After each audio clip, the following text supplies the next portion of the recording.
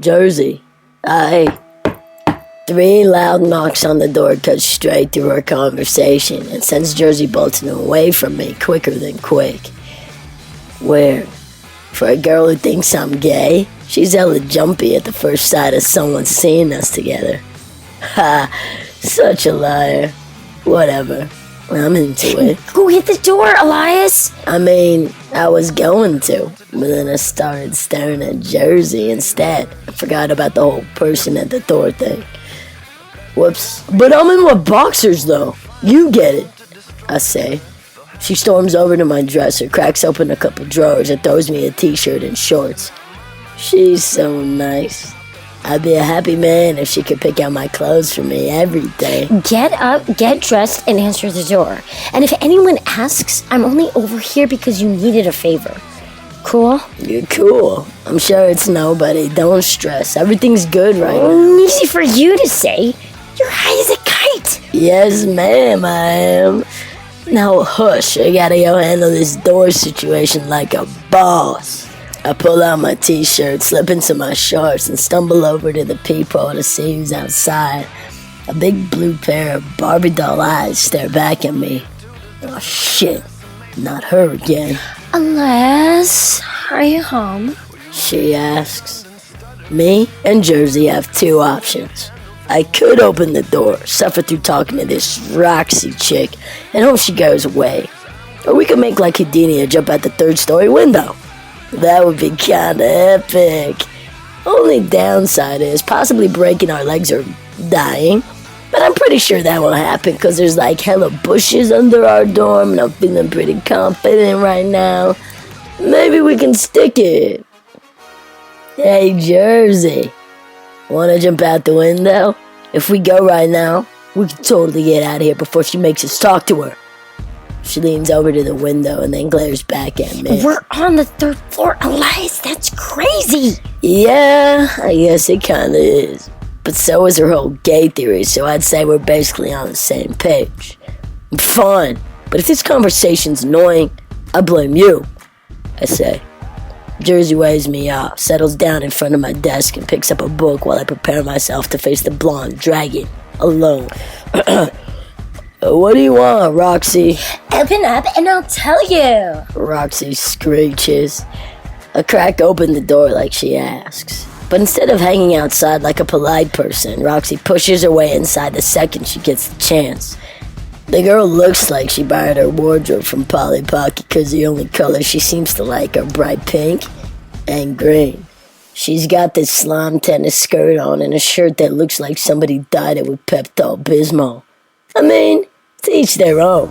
But next time she comes over, I'm gonna get my Ray-Bans so I can look at her without squinting. Hey, Roxy, I kinda have someone over right now, so... Hi, Alicia. What are you doing here? She asks. Her eyes cut over to Jersey and she shoots her a warning stare she thinks I don't notice. But I do. I know what girls like Roxy are about. They're the same types who wrote all that bullshit on Lacey's wall the night before she died. Mommy and Daddy spoiled and rotten when they were kids, so they grew up thinking they deserve the whole world no matter how they treat the people in it.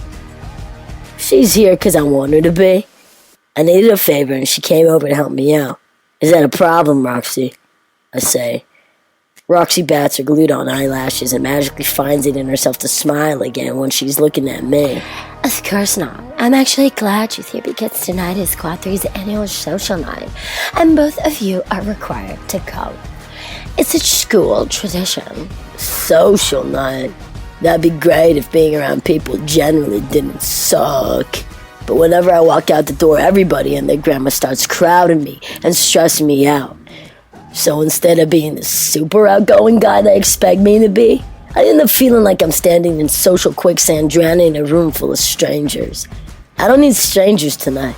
Hanging out with Jerseys, good enough for me. So it's a school tradition to force people to go to parties they don't want to, I say. Jersey stifles a laugh from across the room and the sound makes my high that much better. Well, no. But social night's kind of a big deal, so most people would kill to go. Well, we're not most people, Roxy. Can't somebody else go? If this whole night's that big of a deal, I'm sure you can find other people to party with, I say. Roxy purses her lips and stares at me like a lost puppy. Maybe this works on other dudes she knows, but the only girl who can get me to do what she wants is sitting with her head buried in a book at the back of the room. That's not really how it works, but trust me, it'll be fun. As a matter of fact, I'm looking for 2 capable freshmen to take on the role of official icebreakers throughout the evening. I glance back at Jersey and her face is way paler than it should be. Safe to say, she's about as stoked at being forced in a social night as I am. But at least if we're doing the same job together, we won't have to worry about being stuck around people we don't know. What does that mean, exactly? Jersey asks. And just like that, Roxy's death glare comes back full force. She's gotta stop that. Basically, the icebreakers will be responsible for making sure everyone's comfortable. We've got Quad 3 alumni coming, so their cups should be filled at all times. But since freshies are under 21, you can't drink. If I were to nominate you for the job, I'd expect you to attend to all of the Quad 3 members' needs and make sure everyone generally has a good time. So, we're your party slaves, I say. Alex shoots me a stare meant to shut me up, but it's too late. I'm not scared of Roxy, and she sure as hell shouldn't be either. Helpers.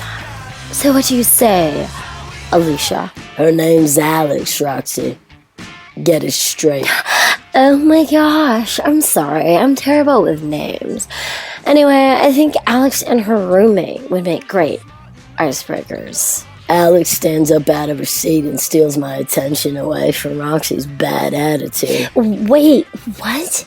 I thought you were going to nominate me and Elias. Roxy directs her attention down their appealing pink nail polish instead of looking at Jersey. Strike 2. Well, I was, but I think he'd be better going with me. It's quite policy for the head RA to choose a date for the night. Maybe it's just me, but for a couple seconds, Jersey looks genuinely nervous. I don't know what it is about Roxy that makes her feel like she's smaller than she is, but I'd never choose another girl over her. Not now, and not ever again. Then find someone else. Either you pair me up with Alex, or I'm not going. Which would kind of suck for you, cause everybody knows a party's not a party without Elias King.